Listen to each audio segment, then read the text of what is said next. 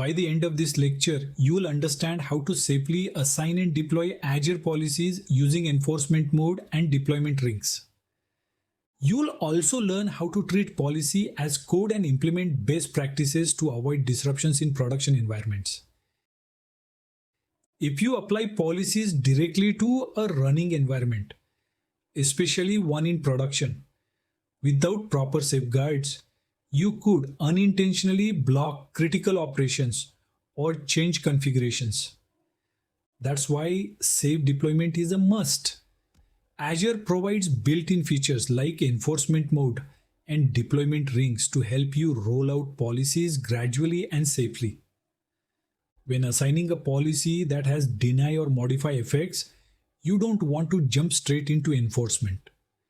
Instead, set enforcement mode to disabled. This gives you a what if mode. You will see compliance states without affecting any resources. It's your chance to verify. Is this policy doing what I expect? This approach helps you detect unintended side effects before anything gets enforced. Deploying policies all at once across all environments is risky. You should roll them out in phases, starting with non-production environments. Here's how deployment rings help. Ring 5, testing and development environments. Ring 4, 3, 2, 1, broader subsets of non-production. Production rings. Start small and scale gradually. Each ring lets you validate compliance and resource health before moving forward. In this context, deployment rings refer to a controlled and phased rollout strategy used when assigning Azure policy. You use them to gradually apply policies to different parts of your environment, starting small and expanding as you gain confidence. Here's how you should think about it. Ring 5, outermost, is your most isolated or least critical environment, like a test or sandbox subscription. Ring 4 to Ring 1 progressively include more important non-production environments, like dev or staging. Inner rings, production, include your live business critical resources. By applying the policy to Ring 5 first, with enforcement disabled, you safely observe how it behaves without breaking anything. If all looks good, you step through each ring, increasing scope, enabling enforcement only when ready.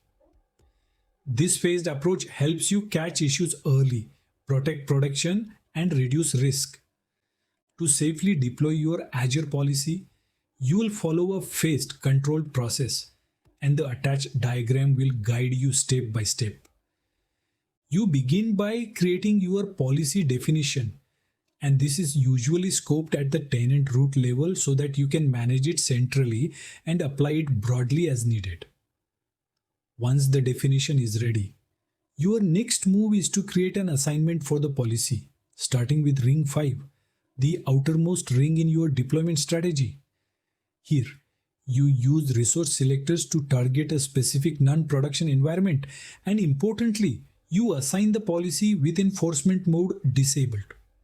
This allows you to observe its effect without actually blocking or altering any resources. After the assignment is in place, you run a compliance check to see whether the existing resources in Ring 5 align with the policy. This gives you an early sense of how well your environment meets the new standards. Following that, you conduct an application health check to make sure that nothing in your environment is broken or behaving unexpectedly due to the policy. If anything looks off, you refine the policy before moving forward. Once you are confident that things are working as expected, you repeat this process for rings 4 through 1, moving gradually through the rest of your non-production environments. Each time, you assign the policy with enforcement disabled, check compliance, validate application health, and tweak the policy if needed.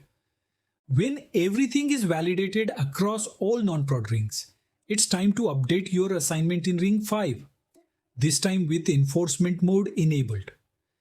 Now the policy will actively block or fix non-compliant resources. You will rerun the compliance check to confirm the policy is behaving as expected under enforcement and perform another application health check to catch any new issues. With enforcement validated, you repeat this same update and validation process through rings 4 to 1, gradually expanding enforcement across your non-production environments. Finally, once you're fully confident, you move into production deployment. You begin with a smaller production ring, repeating the same safe measured rollout, assign, validate, enforce, until your policy is fully enforced across your production environment. This method ensures you reduce risk, catch issues early, and introduce policy changes in a way that supports both stability and compliance. So, what's your key takeaway? When deploying Azure policy, you should always begin with enforcement mode turned off. This gives you a safe way to test the policy without causing disruptions.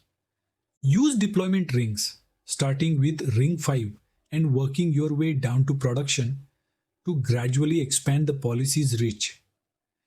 At each step, you will want to run compliance checks and perform application health checks to make sure everything is working as expected. If you notice anything unusual, take time to adjust your policy before moving forward. Once you are confident, you can enable enforcement and continue rolling out the policy ring by ring. This approach helps you avoid surprises and keeps your production environment safe